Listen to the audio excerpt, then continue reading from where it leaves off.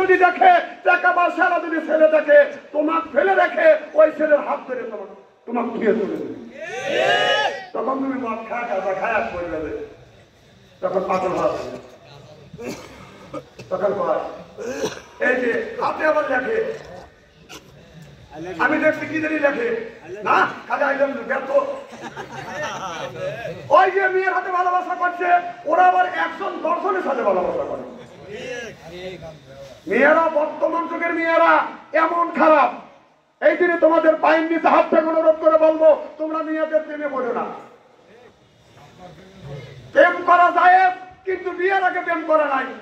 প্রেম করা যায় বিয়ের আগে না বিয়ের পরে। সবার কথা একটু করে কর না। তুমি যদি একটা মেয়েকে ভালোবাসো, পছন্দ করো, তুমি গজব পাঠাও, তুমি বিয়ে করো, তুমি অন্যায় রিলেশন কেন করো? এই যুবকাই, একই ওটা মোবাইলে মিস কল দিতে দুটো উঠতে চাচ্ছে।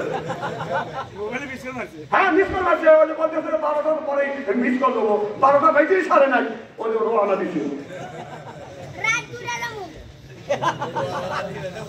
এ বাবা খারাপ লাগতেছে নাকি? দরকার না হলো। একটা ছেলে আমাদের এলাকা, নাম হলো আব্দুল গফুর। আল্লাহ বেটা বিধি দেয় যায়, আল্লাহর কাছে দোয়া করে। মা বাবা বলছে, আল্লাহ একটা বেটা দাও, যদি বেটা দাও। আল্লাহর কাছে দোয়া করছে, আল্লাহ একটা বেটা দিচ্ছে। সেই বেটাটা কষ্ট করে লেখাপড়া শিখেছে, মাস্টার ডিগ্রি পাস করছে। তারপরে ছেলেটা চাকরি দিয়েছে, 50,000 টাকা বেতন পায়। ছেলে বলতেছে, মা বাবা বলতেছে, আমি তোমার বিয়ে করাবো। ছেলে বলতেছে, মা আব্বা সেখানে আমি আগেই করছি, আপনার দুধ বলতে আর ডেলিভারি। আমার কথা কি বুঝতেছেন নাকি? আহা, এত কষ্ট করে লেখাপড়া করে এলো, এত টাকা তোমার পিছনে খরচা করলো, আর তুমি মা বাবার বিয়ে অনুমতিতে তুমি বিয়ে করা কাল শেষ করছো। এবার ছেলেটা সরকারি চাকরি করে, বাজার কোম্পানি চাকরি করে, 50,000 টাকা বেতন পায়। 1 মাস পর বাদাম বাড়িতে আসে। কিন্তু এবার ছেলের নাম হলো আব্দুল গফুর। আব্দুল গফুর তার আব্বাকে বলে, আব্বা আপনি কষ্ট করে আমাকে মানুষ করতেন, আর আপনার কাজকর্ম করা লাগবে না, আপনি 5 ওয়াক্ত নামাজ পড়বেন, সময় আসলে আপনি তাবলীগে যাবেন। মা বাবা একটু জোরে বলেন। আমাদের এখানে একজন খালি বউ মারে, তো আমার মসজিদে প্রত্যেক মাসে মাসে তাবলীগ দিয়ে তাবলীগটা ধরিয়ে ওনাকে নিয়ে গেল। আমি কিন্তু সহযোগিতা করবেন যে আপনি যান, আপনি কিছু সহযোগিতা করেন। উনি তাবলীগে চলে গেছে, আসে আর ওর সাথে মারামারি দিয়েছে। ওই যে তাবলীগে কি সুন্দর বুঝ দিচ্ছে, লোকটা 5 ওয়াক্ত নামাজের হয়েছে, ওর সাথে মারামারি দিয়েছে। একটা বাড়ির পাশে হিন্দু মহিলা বলতেছে, ওই বাড়িতে বলতেছে, বাবু তোর স্বামী তোর দৈনিকই মাসে মারামারি করিস, আমার বাড়ি তো মারামারি হয়, আর 2 বছর ধরে তোর বাড়ি মারামারি নাই। তো সবাই বলে গেছিল, তাবলীগে গেছিল, আর তাবলীগে যায় আমার স্বামী হেদায়েত প্রাপ্ত হয়েছে। আর হিন্দু বলতে বলতেছে, আমার স্বামীকে তাবলীগে বাঁচাবো। আসেন না, তাবলীগ কি 200 বলতে না? তাবলীগ জামাত দেশের যত কাজ করছে, নামাজ শিখে দিচ্ছে। কিছু লোক আছে ওই যে ছোটবেলায় ওই যে মানুষের কাছে শিখছে, সুদা পাতে আর সুদে গেলাম, ওইটা দিয়ে নামাজ শেষ করতেছে। 70 বছর জীবন চালাই কথা বল। আর তাবলীগে গেলে আপনার কি করে, নামাজ শিখে কিভাবে দাঁড়াইতে হয়, আপনার অন্তত নামাজ সহি সূত্র বলে নামাজ পড়া আপনাকে শিখিয়ে দিবে। সুবহানাল্লাহ তো জোরে বল। আর ভাইরা আব্দুল গফুর বলে, বাবা আপনি শুধু তাবলীগে জামাতে যাবেন আর 5 ওয়াক্ত নামাজ পড়বেন, আপনার কাজ করা লাগবে না। বাবা বাদাম নামাজ হলো কয় ওয়াক্ত? বাবা বাদাম 9 ওয়াক্ত বাদাম নামাজ পড়ে, এরকম কয় ওয়াক্ত?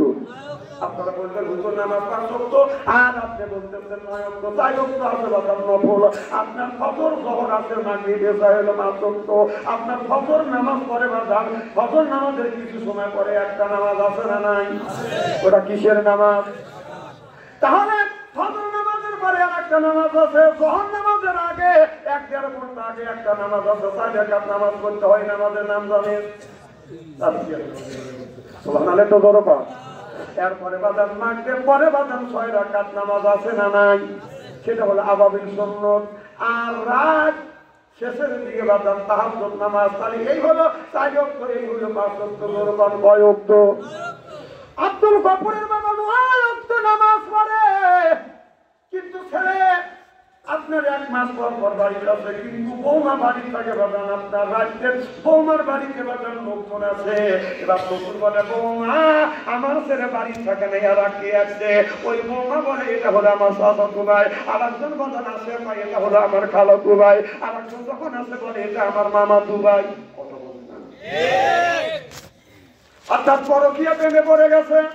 আব্দুল গফুরের আব্বা মসজিদে মুয়াজ্জিনগিরি করে, আপনার ইশার নামাজ মসজিদ বাজার তাহাজ্জুদ নামাজ মসজিদে পড়ে, এরপরে আযান দেয় ফজরের নামাজ পড়ে, এরপরে ইশার নামাজ পড়িয়ে বাজার বাড়িতে আছে। একদিন তাহাজ্জুদ নামাজ পড়বেন যাওয়ার সময় বাবা ওই বেটার গড়গড়ে বাস দিয়ে যাচ্ছে, এখন পুরুষের কথার বাস পাওয়া যায়। এবার আব্দুল গফুরের বাবা মনে মনে চিন্তা করছে, মনে হয় বেটা আব্দুল গফুর আসছে। বাবা বাজার মসজিদে গেছে, তাহাজ্জুদ নামাজ পড়ছে, এরপরে ফজরে আযান দিছে, ফজর নামাজ পড়িয়ে বাজার ওই নামাজটা বাজার পড়িয়ে বাড়িতে এসে বলে আব্দুল গফুরের মা, আমার বেটা আব্দুল গফুরের যে গফুর কই? কও কি তুমি ছেলে না, আপনার 7 দিন ধরে গেছে, ছেলে আসতে তো এখনো 21 দিন লাগবে। না না বৌমার ঘরের মধ্যে আমি ছেলের কণ্ঠর বাস পাইছি। তুমি পুরো মানুষ কানে শোনো না, বলি আমি কানে শুনি না। আমার ভাইয়ের আমার একদিন গফুরের আব্বা মসজিদে যাচ্ছে, ঘর থেকে বের হইয়া বাজার চলে যাচ্ছে, চিন্তা করতেছে বেটা আব্দুল গফুর আসছে। মসজিদের কাছে তাহাজ্জুদ নামাজ পড়ছে, ফজরের নামাজ পড়ছে, ফজরের আযান দিছে, ফজরের নামাজ পড়িয়া বাড়ি এসে বলে গফুরের মা, আমার বেটা আব্দুল গফুর আসছে। বেটা গফুর কই? কও কি তুমি? এখনো ছেলে আসছে 14 দিন দেরি। কথা কি বুঝতেছেন? 16 দিন হয়ে গেছে আর 14 দিন পরে ছেলে বাড়িতে আসছে। তুমি কও কি? বলে আমি নিজ চোখে দেখলাম বৌমার ঘর থেকে ছেলে বের হইয়া গেছে, গোসল রুমে আমি নিজ চোখে দেখলাম। তুমি বুড়া মানুষ চোখে দেখো না, কি দিয়ে কি দেখো? চোখে দেখলেন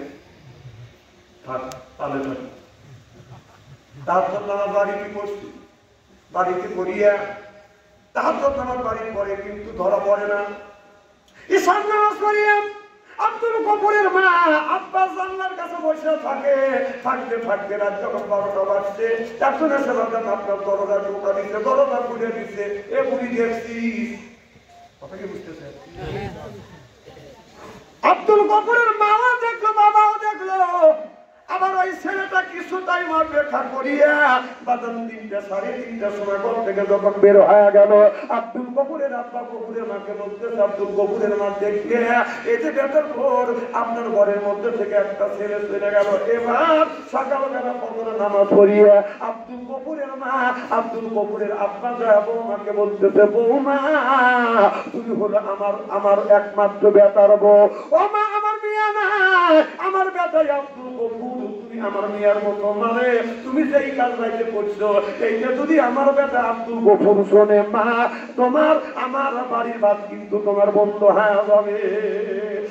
মা যা পয়সা পয়সা তুমি আমার মেয়ের মতো, আমি তোমাকে মাফ করে দিলাম, ফারদার এই কাজ যেন হয় না। এবার বউ মনে মনে চিন্তা করতেছে, তো যদি আমার স্বামীকে যদি বইয়ে দেয় তাহলে তো এই বাড়ির ভাত খাওয়া হবে না। আমার ভাইয়ের আমার আব্দুল গফুর মোবাইল কাছে বইয়ের কাছে বউ মোবাইল কাটিয়ে দেয়, আব্দুল গফুর রিং কাটিয়ে দেয়, আবার রিং 10 বার দিতে দিতে একবার ধরে। আব্দুল গফুর বলে দিদি রে আমি তোমাকে রিং দিই, তুমি রিং কাটিয়ে দাও কেন? বলে স্বামী তোমার বাপের বাড়ি থাকা আমার অসম্ভব হয়ে গেছে। কেন কি হয়েছে? আমি যদি বলি তুমি এই কথাটা শুনবে না, তুমি বিশ্বাস করবে না। বলে দিদি রে কি হয়েছে তুমি বলো, আমি কেন বিশ্বাস করবো না? আমি তোমাকে ভালোবাসি, জান দিয়ে ভালোবাসি, আমি তোমাকে ভালোবাসি বিয়ে করছি, বাবা মাকে অরণ করাইয়া। এই জন্য তো তোমার বাবা আমাকে দেখতে পারে না, আমি যখন তোমার বাবাকে খাইতে দেই তোমার বাবা আমার দিকে চায়া থাকে, চাওয়ার নজর ভালো না। বুঝতেছেন নাকি? এই কথা যখন ছেলের কানে দিছে, ছেলের কি মাথা ঠিক থাকে? মা যদি চরিত্রহীন হয় সহ্য করা যায়, মেয়েও যদি চরিত্রহীন হয় সহ্য হয়, বোন যদি চরিত্রহীন হয় তারপরে সহ্য করা যায়। বউ চরিত্রহীন হলে প্রয়োজন হলে জীবন দিয়ে দিবে, কিন্তু চরিত্রহীন হতে দিবে। আব্দুল গফুর বাড়িতে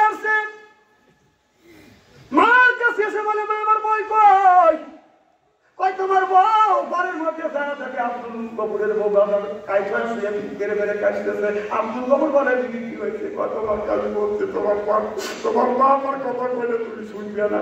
কয় কি হয়েছে? কয় আমি তুমি গোসল দিতে গেছি, তোমার আব্বা উঁকি মেরে মেরে দেখতেছে।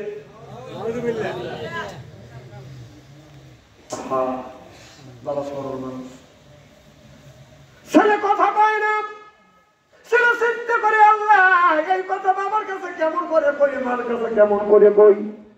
আবার ছেলে বাদান চলে গেছে, কথা বুঝতেছেন না, চলে গেছে পুত্রবধূ আবার আপনার শ্বশুর শাশুড়ির কাছে আবার ধরা খাইছে। এবার শাশুড়িরা বলতেছে বৌমা আবার দেখলাম এই ছেলে তোমার বাড়িতে আছে, আমার ছেলে তো আজ 10 দিন ধরে চলে গেছে, কিন্তু আজকে রাখতে এই যুবকটা কেন, ওই যুবকটাকে মা তোমাকে অনুরোধ করি মা